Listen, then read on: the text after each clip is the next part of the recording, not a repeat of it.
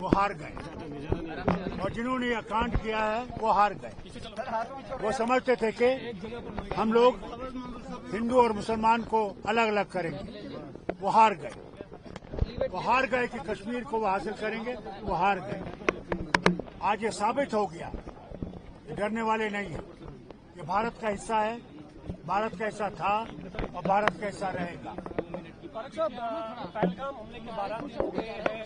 पहलगाम में जिंदगी तो पटरी पर लौटती हुई नजर आ रही है, लेकिन दोनों देशों के बीच में तनाव बेहद ज्यादा बढ़ गया है। तनाव तो बढ़ेगा, अगर उन्होंने ये काम किया है तो तनाव तो बढ़ेगा। लोग चाहते हैं कि ये तनाव, जो आतंकवाद है, ये खत्म हो। कब तक हम ये आतंकवाद देखते रहेंगे? 35 साल हो गए हमें आतंकवाद देखते हुए। हम लोग आगे बढ़ना चाहते हैं, तरक्की करना चाहते हैं, वो हमारी तरक्की को रोकते हैं। समझते हैं कि हमें भिखारी बना के रखेंगे जैसे उनका मुल्क। हमने भिखारी नहीं रहना, हमने आगे बढ़ना है और आगे बढ़ेंगे, जरूर बढ़ेंगे। हम दुनिया की सबसे बड़ी ताकत एक दिन जरूर बनेंगे। अभी आपको किस तरह की सिचुएशन दिख रही है?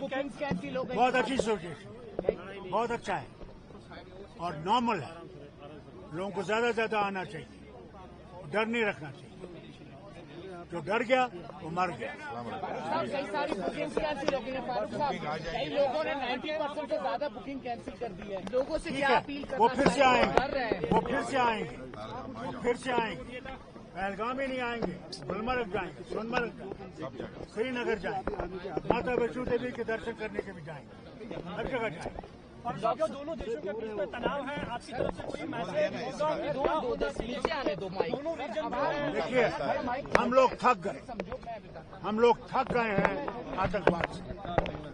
आतंकवाद को खत्म करना जरूरी है। उसके लिए कोई भी कार्रवाई प्रधानमंत्री करेगा, हमें वो मंजूर है और हम वो उसके लिए इंतजार कर रहे हैं।